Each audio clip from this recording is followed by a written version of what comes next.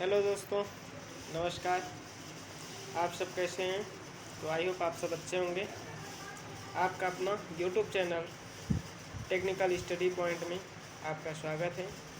तो आज दोस्तों मैं आपको क्लास 10th का बायोलॉजी का सेकंड वीडियो लेके आ रहा हूँ, जिसमें मैं आपको पोषण की आवश्यकता से जो मैंने टॉपिक पढ़ाया था उसके आगे आज पढ़ाने वाला हूँ।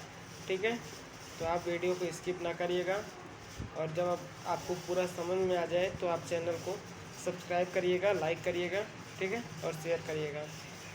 तो अब हम आगे बढ़ते हैं अपने इस नए टॉपिक की ओर। और आप लोग अच्छे से मेहनत करिए, क्योंकि आप लोगों को एग्ज़ाम जहाँ तक है मई में होने वाला है। तो सभी लोग एग्ज़ाम की तैयारी में लगे रहें और अच्छे अंक प्राप्त कर सकें। ठीक है, तो आइए अब हम अपने नेक्स्ट टॉपिक की तरफ बढ़ते हैं। तो चलिए दोस्तों, अब हम आपको नए टॉपिक की तरफ बढ़ते हैं और बताते हैं कि आज का हमारा टॉपिक क्या है। तो आप लोगों से यही अपील है कि अब चलिए हम अपने नए टॉपिक की तरफ चलते हैं। तो दोस्तों यहाँ पे आज का हमारा नया टॉपिक है टाइप्स ऑफ न्यूट्रिशन। क्या है? Types of nutrition. ठीक है, तो इसमें हम बात करेंगे दोस्तों, आज बात करने वाले हैं जीवों में पोषण के प्रकार। जीवों में पोषण के प्रकार, तो ये दो प्रकार के होते हैं। ठीक है, आपको दिख रहा होगा। जीवों में पोषण दो प्रकार के पाए जाते हैं, स्वपोषी पोषण तथा विषमपोषी पोषण। ठीक है, स्वपोषी पोषण क्या होता है, विषमपोषी पोषण क्या होता है, इसके कितने भाग हैं, ठीक है, ये सब हम बात करने वाले हैं। ठीक है, तो आइए अब हम देखते हैं स्वपोषी पोषण क्या होता है। तो वे जीव जो अपने भोजन का निर्माण स्वयं करते हैं उन्हें स्वपोषी पोषण कहते हैं, या स्वपोषी जीव कहते हैं। ठीक है, ये ज़्यादातर दोस्तों पेड़ पौधों में देखने को मिलता है, हरे पेड़ पौधों में। ठीक है, क्योंकि प्रकाश संश्लेषण की क्रिया उसमें होती है, तो ये पेड़ पौधों में पाया जाता है। स्वपोषण का शाब्दिक अर्थ होता है दोस्तों स्वयं को पोषित करना। स्वयं को पोषित करना। आपको वीडियो दिख रहा होगा सही से। आइए अब हम उदाहरण समझते हैं। हरे पेड़ पौधे स्वपोषण के उदाहरण हैं। ठीक है, तो आइए अब हम देखते हैं भोजन का निर्माण करने की दो प्रमुख विधियां इसके अंतर्गत आती हैं। ठीक है, जैसे मैंने आपको बताया प्रकाश संश्लेषी, ठीक है, और क्या होता है रसायन संश्लेषी। प्रकाश संश्लेषी और रसायन संश्लेषी। ठीक, तो ये आपको दिख रहा होगा। अब आइए हम बात करते हैं प्रकाश संश्लेषी क्या होता है। तो प्रकाश संश्लेषी ऐसी प्रक्रिया होती है, ऐसी क्रिया होती है जिसमें अधिकांश पौधे कुछ जीवाणु पर्णहरित तथा प्रकाश की उपस्थिति में वायुमंडल से CO2 तथा मृदा से पानी लेकर भोजन का निर्माण करते हैं। इस प्रक्रिया में ऊर्जा का क्या करते हैं दोस्तों, उपयोग करते हैं। ठीक है, ऊर्जा का क्या होता है, उपयोग होता है। अब आइए हम देखते हैं रसायन संश्लेषी। रसायन संश्लेषी हमारा क्या होता है दोस्तों, आप ये देखिए। कुछ जीवाणु पानी की अपेक्षा, ठीक है, विभिन्न प्रकार के रसायनों की ऊर्जा का उपयोग कर, ठीक है, खाद्य संश्लेषण करते हैं। इस क्रिया में पर्णहरित की अनुपस्थिति होती है। ठीक है, तथा इसका एग्जाम्पल क्या हो जाएगा, सल्फर जीवाणु तथा नाइट्रीकरण। क्या हो जाएगा, सल्फर जीवाणु और नाइट्रीकरण। चलिए अब हम आगे फिर से देखते हैं विषम पोषण हमारा क्या होता है दोस्तों, आपको यहाँ पे दिख रहा होगा। ऐसे जीवधारी जो अपने भोजन का निर्माण स्वयं नहीं करते हैं तथा भोजन के लिए अन्य जीवों पर निर्भर होते हैं। ठीक है, उन्हें क्या कहते हैं, विषमपोषी जीव कहते हैं, और वो जो भोजन करते हैं उन्हें विषमपोषी पोषण कहते हैं। तो आइए इसके अंतर्गत कौन कौन से आते हैं हम उनको देखते हैं। इसके अंतर्गत शाकाहारी, मांसाहारी, सर्वाहारी तथा मृतोपजीवी आदि आते हैं। ठीक है, अब आइए हम मृतोपजीवी की बात करते हैं। तो मृतोपजीवी 3 प्रकार के होते हैं, मैंने आपको बता चुका हूँ। ठीक है, प्राणी समभोजी, परजीवी तथा मृतोपजीवी। प्राणी समभोजी, परजीवी तथा मृतोपजीवी। चलिए अब हम सबको एक एक करके डिटेल से समझते हैं। डिटेल से समझते हैं, उसके बाद हम आपको आगे बताएंगे कुछ नया। ठीक है, और आप चैनल को लाइक करिएगा, सब्सक्राइब करिएगा, शेयर करिएगा। चलिए अब देखते हैं आगे। वे जीव जो विभिन्न जटिल भोज्य पदार्थों को ठोस या तरल अवस्था में ही ग्रहण कर लेते हैं, ऐसे जीव को प्राण संभोजी जीव कहते हैं। ठीक है, क्या कहते हैं? प्राण संभोजी जीव कहते हैं। जैसे उदाहरण के रूप में हो जाएगा अमीबा, कुत्ता, बकरी, शेर, मानव आदि। ठीक है, ये सब हमारे क्या है? प्राण संभोजी जीव हैं। ठीक है, अब आइए हम देखते हैं परजीवी। वे जीव जो दूसरे जीवों के शरीर पर आश्रित रहकर इन्हें बिना मारे हुए उनसे अपना क्या करते हैं? भोजन ग्रहण करते हैं या भोजन प्राप्त करते हैं, ऐसे जीव को परजीवी कहते हैं। ठीक है, जैसे एग्जाम्पल में जोंक, खटमल। अब आइए हम देखते हैं अपना मृतोपजीवी। क्या? मृतोपजीवी। ठीक है, वे जीव जो मृत जीवों से अपना भोजन प्राप्त करते हैं उन्हें मृतोपजीवी कहते हैं। जैसे कवक, ईस्ट, जीवाणु आदि। तो ये हमारे क्या हो जाएंगे? मृतोपजीवी हो जाएंगे। ठीक है, अब हम नेक्स्ट टॉपिक की तरफ चलेंगे। आपको दिखाई पड़ रहा होगा, आप स्क्रीनशॉट ले सकते हैं आराम से। ठीक है, और इसकी नोट्स बनाते चलें। आपको ये एकदम कंप्लीट सिलेबस में कंप्लीट करवा रहा हूँ 10th का बायोलॉजी। जहाँ भी आपको समस्या हो आप मुझसे क्वेश्चन कर सकते हैं कमेंट बॉक्स में। ओके, चलिए दोस्तों, अब हम देखते हैं प्रकाश संश्लेषण की प्रक्रिया की परिभाषा। ठीक है, प्रकाश संश्लेषण की प्रक्रिया की परिभाषा देखते हैं।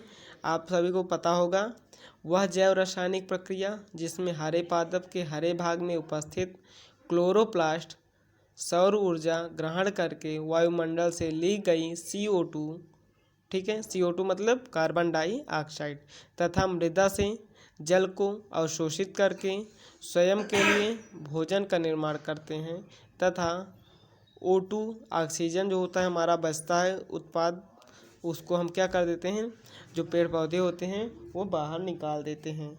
ठीक है, तो ये इसका रिएक्शन है, आप रिएक्शन देख लीजिएगा। ठीक है, रिएक्शन याद रखिएगा, रिएक्शन सबसे इम्पॉर्टेंट होता है। अब आइए हम चलते हैं, प्रकाश संश्लेषण जो होता है वो कहाँ पे होता है, इसका कार्यस्थल कहाँ पे होता है। ठीक है, तो प्रकाश संश्लेषण की प्रक्रिया पत्तियों के हरित लवक में होती है। कहाँ पे होती है? पत्तियों के हरित लवक में होती है। हरित लवक हरे रंग के कोशिकांग होते हैं। यह पत्ती के पर्णमध्योतक में सर्वाधिक सक्रिय होते हैं। अब आइए देखते हैं पत्तियों की बाह्य संरचना। क्या देखते हैं? पत्तियों की बाह्य संरचना।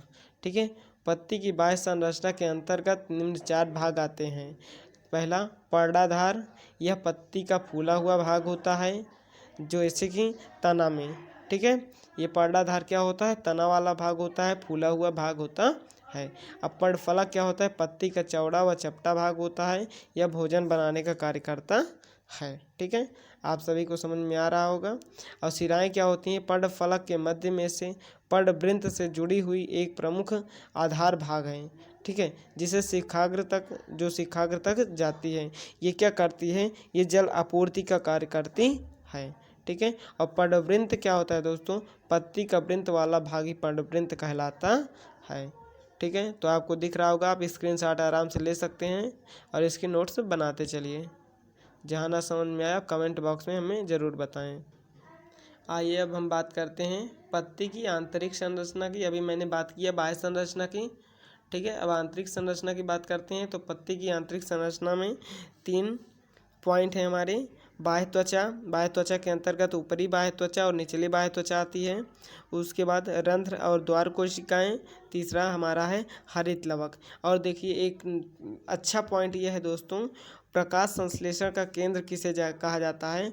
तो प्रकाश संश्लेषण का केंद्र हरित लवक को कहा जाता है। किसको कहा जाता है? हरित लवक को कहा जाता है। ये मोस्ट इम्पॉर्टेंट है, आप इसको याद रखिएगा। अब आइए हम आगे एक एक पॉइंट करके देखते हैं। बाह्य त्वचा की आपको यहाँ पे डिफिनीशन मैंने बता दिया है। यह एक कोशिकीय परत की बनी पर्ण की बाह्य त्वचा होती है। ठीक है, ऊपरी बाह्य त्वचा यह मृदुतक कोशिकाओं की बनी सबसे बाहरी परत होती है। इसमें ऊपरी सतह पर उप त्वचा क्यूटिकल की बनी होती है। ये जो ऊपरी त्वचा होती है ये क्यूटिकल की बनी होती है। इसमें हरित लवक तथा रंध्र क्या होते हैं, कम मात्रा में होते हैं या फिर अनुपस्थित होते हैं। अब आइए हम बात करते हैं निचली बाह्य त्वचा। यह मृदुतक कोशिकीय परत की होती है जिसमें रंध्र उपस्थित होते हैं। निचली वाली सतह में रंध्र क्या होते हैं, उपस्थित होते हैं। आइए अब हम देखते हैं रंध्र की परिभाषा। ठीक है, ज़्यादा वीडियो लंबा ना बनाएं, इसीलिए हम थोड़ा जल्दी जल्दी बता रहे हैं, आप इसको रोक करके आराम से लिख सकते हैं। पौधों की पत्तियों में या अन्य कोमल वायवीय भागों की बाह्य त्वचा में छोटे छोटे छिद्र पाए जाते हैं जिन्हें रंध्र कहते हैं। अब रंध्र के अंदर हम आपको जो कोशिकाएं होती हैं, रक्षक कोशिकाएं होती हैं या द्वार कोशिकाएं होती हैं, उनके बारे में यहाँ पे बता रहे हैं। छिद्रों के चारों ओर गुर्दे या सेम की 2 कोशिकाएं सेम के आकार की, ठीक है, सेम के बीच के आकार की 2 कोशिकाएं पाई जाती हैं जिन्हें द्वार कोशिका या रक्षक कोशिका कहते हैं। ठीक है, रंध्रों की समस्त कोशिकाएं जीवित कोशिकाएं होती हैं। क्या होती हैं, जीवित कोशिकाएं होती हैं। ठीक है, मैं फिर से कह रहा हूँ, आपको अगर ना समझ में आ रहा हो तो आप कमेंट सेक्शन में हमें ज़रूर बताएं। वही आंतरिक संरचना के अंतर्गत इसमें हरित लवक, केंद्रक तथा जीवद्रव्य आदि पाए जाते हैं। ठीक है, प्रकाश संश्लेषण के लिए गैसों का आदान प्रदान रंध्रों के द्वारा होता है। कहाँ पे, ये रंध्रों के जो छोटे छोटे छिद्र होते हैं उन्हीं के द्वारा गैसों का आदान प्रदान होता है। रंध्रों के माध्यम से जल क्या जब वाष्पोत्सर्जन होता है तो जल की हानि बहुत ज़्यादा होती है। अब आइए हम देखते हैं हरित लवक क्या होता है, फिर उसके बाद इसकी संरचना जो बनाया गया है उसको हम आंतरिक संरचना, पत्ती की आंतरिक संरचना आपको दिखाने वाले हैं। यह हरे रंग के होते हैं। यह पत्ती की कोशिकाओं में तथा पौधों के अन्य हरे भागों की कोशिकाओं में पाए जाते हैं। इनकी बाहरी भाग द्विस्तरीय झिल्ली से घिरा होता है। हरित लवक की मैं बात कर रहा हूँ दोस्तों। इनकी गुहा में द्रव्य भरा होता है जिसे स्ट्रोमा कहते हैं, और स्ट्रोमा में दोस्तों क्या प्रकाश की उपस्थिति नहीं होती है, इससे भी ये अपना भोजन बना सकता है। ठीक है, इसके स्ट्रोमा में अंधकार अवक्रिया तथा ग्रेना में प्रकाश अवक्रिया होती है। मैंने आपको बताया कि स्ट्रोमा वाले भाग में अंधकार यानी प्रकाश की आवश्यकता नहीं होती है। इससे कार्बोहाइड्रेट का निर्माण होता है जिससे वो अपना भोजन प्राप्त करते हैं। अब आइए हम आपको चित्र दिखा देते हैं जो पत्ती की आंतरिक संरचना का चित्र है। चलिए ये देख लीजिए आप। आज का टॉपिक हमारा यहीं तक का रहा। आप वीडियो को लाइक कर दीजिएगा, शेयर कर दीजिएगा और सब्सक्राइब चैनल को कर दीजिएगा ज़्यादा से ज़्यादा लोग। ठीक है, आपको अच्छा लगा होगा वीडियो तो कमेंट सेक्शन में हमें ज़रूर बताएं और वीडियो को पूरा देखें, स्किप ना करें। जय हिंद, जय भारत।